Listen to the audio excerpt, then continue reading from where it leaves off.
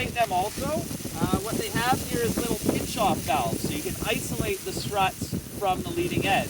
Okay. But they don't always hold 100% of the air, so we're going to have to re-inflate those there. Okay. But the struts are also inflatable. This kite happens to have 3 struts on it. Okay. Any idea what the struts might do on the kite? Give you some stability. Yes, very good, very good. So it helps with stability.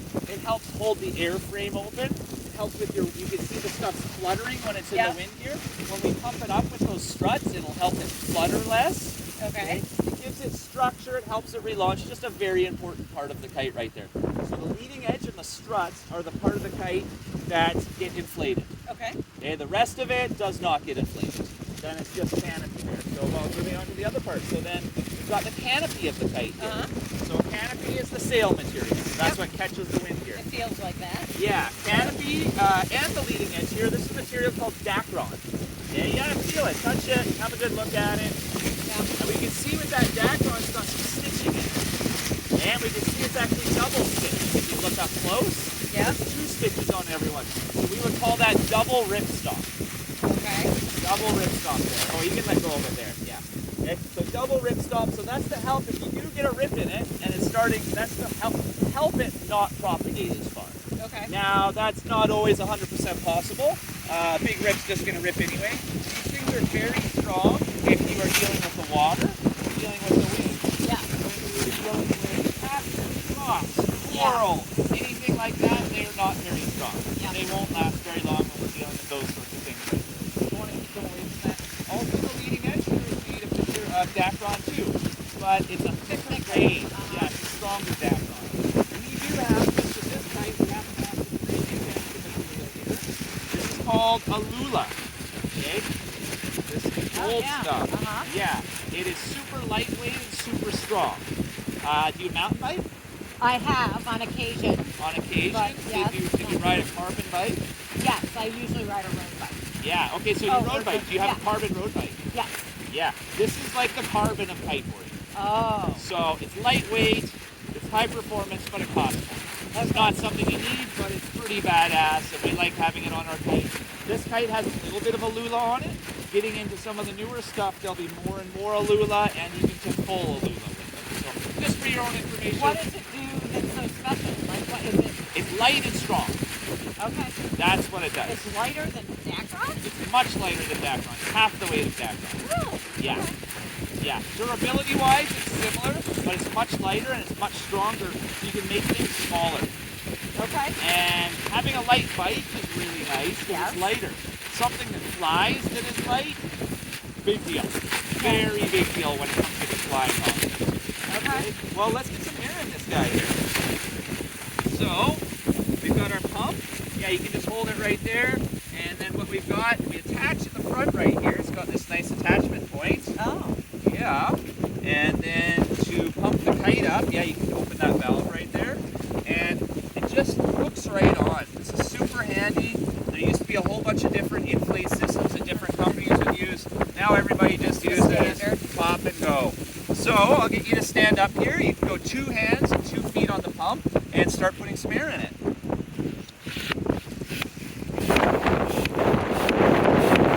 And that pump actually way there. Look at that. Yeah, we got the big pumps here. A lot more pumping action. And what you want to do, just make sure this kite isn't wrapped up at all. While you're pumping up, as it's pumping in here, so it's starting building some kite suction.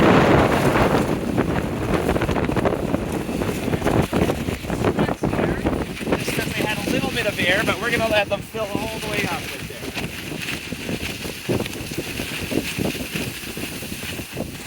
Keep going? Well, how far do you want to keep going? That's a very good question. Yeah. Okay, well, I'll take over right here and we'll answer that question. So I've got it.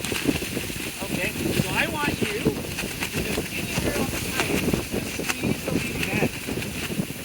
Yeah. Okay? And now, anywhere on the leading edge, I want you to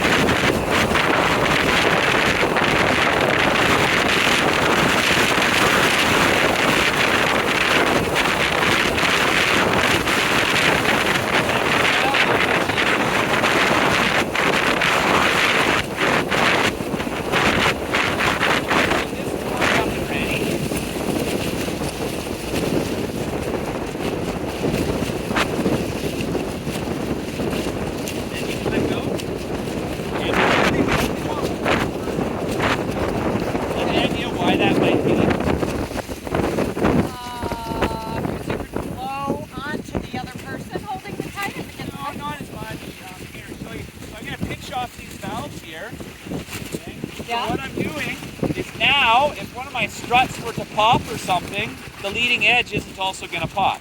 It's not going to let all the air out of it. okay. It doesn't commonly happen, but if it were to, you'll be sure happy that you took off these struts right here, because it can save you some heat. Okay. Okay, so the way we hold a kite is by the leading edge and just by one person. Because if you held that side and I held this side, it turns into a kite in your hands and it can start to grab and pull you. Oh. So I've got my hand just in the middle and you can see it just holds right here. I can move it over a little bit like this. I can move it over a little bit like that. I can work it around as I feel see fit. So I'm going to get you to do that.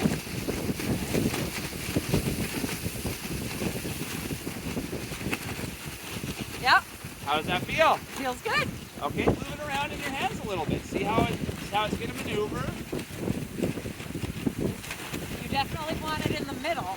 You got it, exactly. And just walk around a bit with it. See how it feels in your hand? This is something we're going to do when we're on the beach often. It's really hard to turn into the wind.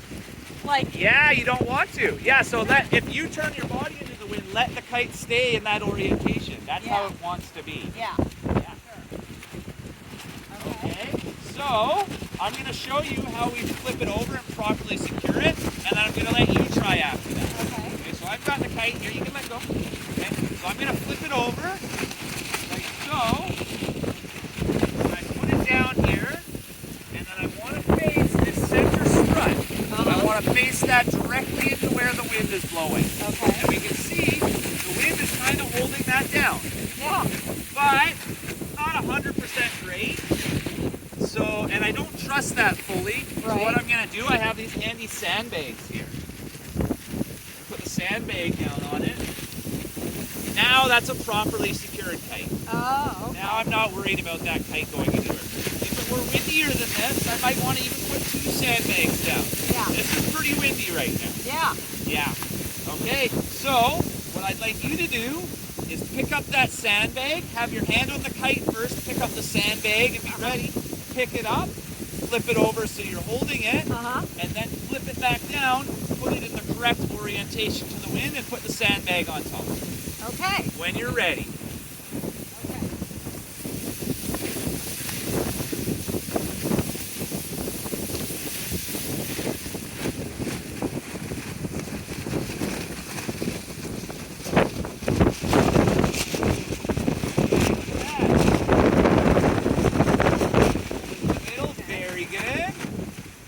Okay, you got it. So now, can you flip it back on the ground and then put it in the correct orientation?